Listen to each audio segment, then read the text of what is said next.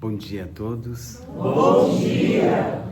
Que Deus nos abençoe, Jesus nos ilumine a cada dia mais, que tragamos para esse ambiente a paz. Se estamos em busca da paz, aqui é um local apropriado para nossas reflexões, para nós sairmos das nossas teias, que nós formamos durante a vida. Porque formamos várias e várias teias. E como o aracnídeo, uma aranha, ela forma as teias e destrói. Ela vive em solidão por parcos momentos, umas mais, outras menos. Quantas vezes o homem vive em solidão na sua teia? E como ele quer que pessoas ou outras pessoas fiquem na sua teia. E ele dá o bote do não perdão. Então imaginemos como é tão difícil o auto-perdão. Como diz o Pai Nosso, perdoai as nossas ofensas, como nós perdoamos aqueles que nos têm ofendido. Então é uma luta contínua. Se nós somos espíritos, almas errantes por muitos séculos, quantas vezes a gente carregou isso de não perdoar? E todas as noites nós dissemos, perdoe as minhas ofensas. E perdoai aqueles que me têm ofendido. Então nesse mundo virtual que nós vivemos, das teias que nós fazemos, a gente não consegue perdoar aquele que nos ofendeu.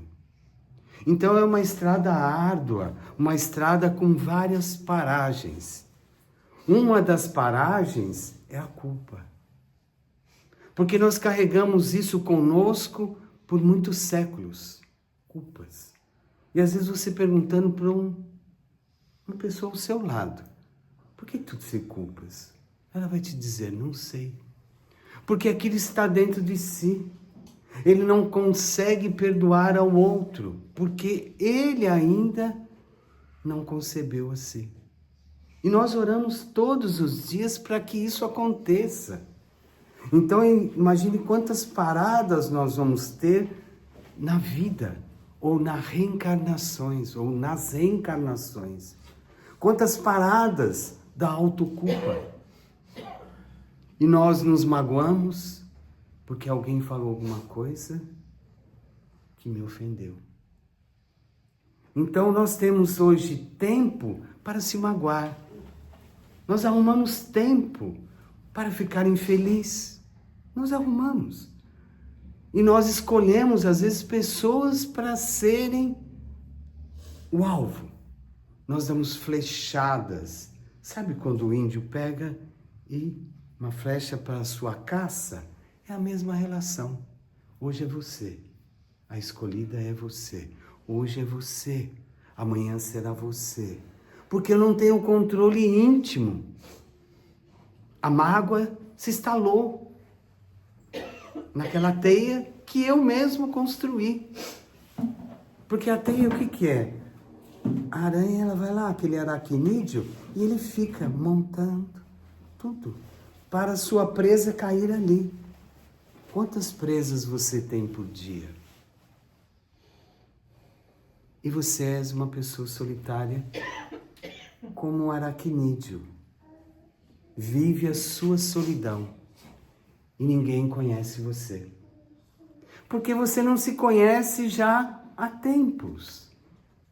E essa vida, num processo de evolução, é mais uma oportunidade que nós todos já temos, que vocês já têm, que eu também tive, para melhorar, para progredir. O que é progredir? Se os espíritos de luz, aqueles das esferas crísticas, diz que a Terra é um grande berçário de crianças, num berçário.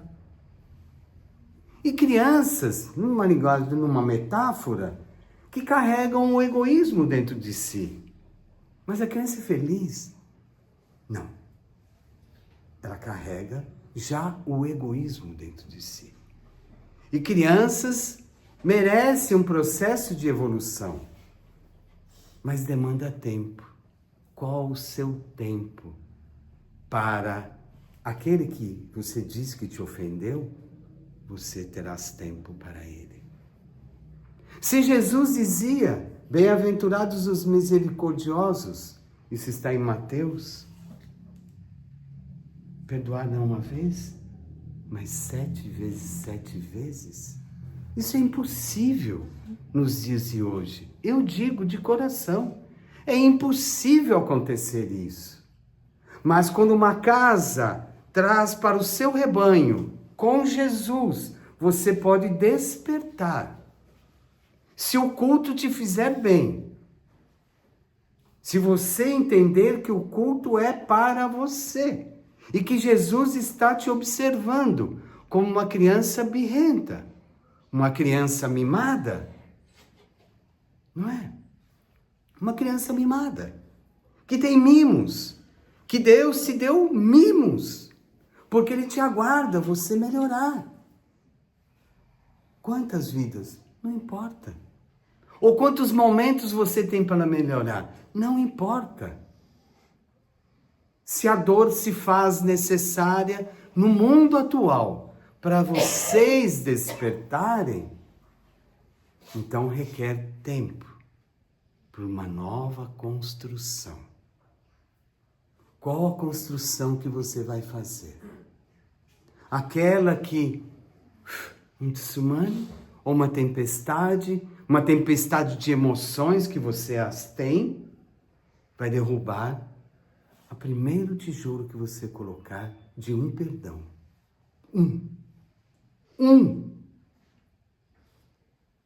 Centenas de milhares para você se autodescobrir. Qual a construção que você vai fazer? Você não diz que quer construir uma casa pautada nos alicerces do Evangelho do Cristo? E que o seu guia será o Evangelho? Como que você vai construir algo que pode desmoronar amanhã, se alguém for te testar? Mas ontem você disse no Pai Nosso que você iria perdoar as ofensas. E você precisa desse auto-perdão, não se vitimar. O auto-perdão não é uma vitimação. Eu quero reconstruir aquilo que eu destruí. Mas imagine isso, reconstruir algo que eu destruí. E Deus, na sua bondade, os espíritos amigos, os anjos guardiões, eles vão colocar pessoas na sua vida, irmãos, mimados, teimosos, ao seu redor. Para dizer, você está me perdoando? Você quer que eu te perdoo? Meu orgulho não deixa. Se eu te perdoar, isso vai se tornar público. E não pode. Como nós dizíamos em um momento, que Jesus, através do Cristo, das palavras do Cristo, muitos dizem, o tribunal de Deus. Que Deus? Deus está aqui. Ele tem algum tribunal? Ele é aquele homem cheio de barba, ancião, dizendo para ti, venha para o meu tribunal, que você será penalizado. Não. Nós temos o tribunal da consciência. Ele nos criou com o tribunal da consciência. Chama-se auto-perdão. E quando você tem um tribunal íntimo, você escolhe réus na sua vida. Você escolhe réus. E com certeza você escolheu aquele que Deus te enviou. E você vai colocá-los como réu. E você irá puni-los por nada. Porque o que tu levas da terra, quando esse corpo moribundo um dia serás, o que tu levarás para a pátria? Para o céu, o que tu levarás? Se você tem uma crença que é pautada no cristianismo do Cristo, eu vou dizer que o Cristo esteve na cruz, e esteve. E ele pautou para dizer, eles não sabem o que fazem, perdoe-os, a todos nós. E quando você está no seu tribunal individual e você tem tempo para isso, muitas vezes nós não temos tempo para nos reconciliarmos, para aprendermos com a reconciliação, mas temos tempo do julgamento. E a gente escolhe logo cedo aquele que nós vamos colocar na nossa frente, nós juízes. Como é que está esse mundo? Imagine se o tribunal nada mais é da sua consciência. E que um dia essa consciência, e todos sabem, independe a crença do cristianismo que você está habitando nesta vida, você um dia partirás. E o que tu levarás? E o que tu levarás?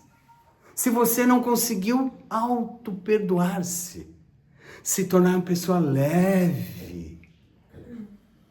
E quando você chegar, independe da sua crença, você chegar no céu, no inferno ou em algum lugar, eu diria que no umbral. Para os espíritas nós dizemos umbrais. Os umbrais da consciência, aí vai ser penoso. Porque ninguém vai te socorrer. Porque você não vai deixar ser socorrido. Porque o seu tribunal vai dizer, eu não consegui. De novo eu tive uma vida, 2 vidas, 3 vidas. E não consegui. Por isso que eu faço essa pergunta sempre. A todos aqueles que eu ouço. O que tu levarás da terra?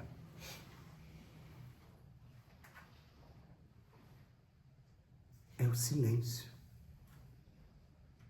Porque quando Jesus disse a Pedro, tu irás me negar. Pedro, na sua infantilidade de um jovem, velho, mas dizendo, eu não te trairei. Eu estive todos esses anos com o Senhor, você acha que eu trairei o Senhor? Isso na Santa Ceia. Quando Jesus se ajoelhou para lavar os seus pés, os pés de Pedro. Quantas vezes você se ajoelha para pedir perdão dos erros que tu cometesses? Eu estou falando de Pedro, um jovem velho necessitado de uma palavra. E Jesus disse, tu me negarás 3 vezes. Olha, só. Mas Pedro esteve com Jesus todo o período de aprendizado das bem-aventuranças. Os puros de coração. Bem-aventurados os misericordiosos que conseguem se purificar a alma. E Pedro negou. Na sua teimosia. Ah, então eu posso negar também? Fica a seu critério. O jugo é seu, não é meu. Se depois conseguir fazer tudo que Pedro fez, né? Isso. Mas Pedro, vamos entender Pedro. Pedro se arrependeu. Pedro tirou tudo que ele fez de errado e falou, eu quero te seguir. Me perdoe. Me perdoe. Então, nessa metáfora, não, nessa ação, eu vou dizer, você já fez isso algum dia? Eu ouço muitos irmãos dizer, nunca eu farei isso. Eu nunca faria isso. Porque ainda não tenho esse dom. Aí você justifica-se perante Deus. Eu não tenho esse dom. Que dom é esse? O dom é você estar aqui. Para ouvir a palavra. E lá fora, você disseminar essa boa palavra. Esse é auto-perdão. Você quer a resposta para o auto-perdão? Esse é o auto-perdão. Dissemine a palavra. Se o outro não quiser te ouvir, continue no exemplo. Mas o outro não vai me ouvir. E você, como uma criança teimosa, vai bater o pé. Mas o outro não quer me ouvir. Ele ainda não está pronto para a mudança. Ele não está pronto para mudar. Faz o tim-tim para mim. Ele não está pronto para mudar. Mas você está tentando. Você está disseminando. Sabe o que é disseminar? É levar essa orquídea para alguém que sofre. Alguém que necessita de uma palavra. Algum moribundo que está lá também precisando da tua palavra. Porque as pessoas perguntam, como que eu vou auto me perdoar? Na caridade, não precisa mais que isso. Aqui é um momento de caridade. Porque eu parei para pensar de como eu sou infeliz ainda, de como eu sou aflito ainda. Porque um dia tu partirás e tem aquela casca, sabe aquela casca? Aquela casca da aparência, que você se engana com essa casca. Sabe uma casca que você carrega, que você é o melhor de tudo e todos? Isso está no Evangelho. Eu digo o que o Evangelho me traz. E a minha alma me diz isso. Porque está sendo gravado na sua alma, no seu tribunal, tudo que você fez certo. E tudo que você deixou de fazer. Ou seja, tudo que é errado aos olhos de Deus. Mas Deus não vai te punir e aquilo está gravado. E quando você parar no tribunal da alma, vai dizer, eu não fui assim. Você vai querer falar isso para Deus? Ou você vai dizer, eu fui assim. Está aqui gravado em mim. Quando você diz isso, você já começou a se auto-perdoar. A amar-se. A entender a dor que porventura veio em sua vida. Por isso que Pedro continuou, mas ele conseguiu se arrepender, mas ele não ficou com remorso. O homem tem remorsos. Ele rema ao contrário. Sabe o que é remorso? Ele está remando ao contrário. Ele não quer ir para frente. Ele não quer fazer aquela oração e dizer, eu consegui fazer o Pai Nosso e regar minha alma com a paz e conseguir que aquele que me ofendeu ter paz junto comigo. Regar a minha alma, deixar ela frutificar, deixar essa luz vir para a sua alma. Você consegue fazer isso?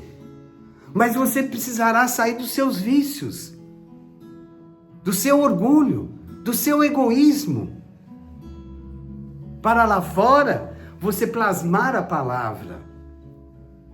Mas se o outro não entender, eu digo para você, paciência, ainda não é tempo.